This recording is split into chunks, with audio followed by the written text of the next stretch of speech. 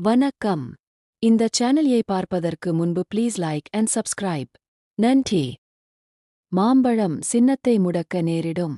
தற்போது பாமகவின் தலைவர் அன்புமணிதான் போலி ஆவணங்களை பயன்படுத்தி அன்புமணி தரப்பு கட்சியை அபகரித்துள்ளதாக டாக்டர் ராமதாஸ் தரப்பு டெல்லி உயர்நீதிமன்றத்தில் வழக்கு.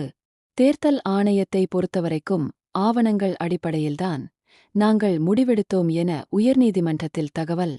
தற்போதைய சூழலில் எங்களை பொறுத்தவரை அன்புமணிதான் பாமக தலைவர்.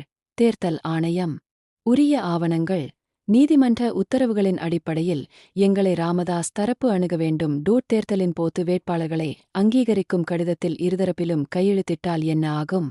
உயர்நீதிமன்றம் பாமகவில் உண்மையில் பிரச்சனை இருந்தால் தேர்தல் சமயத்தில் மாம்பழம் சின்னத்தை முடக்க நேரிடும்.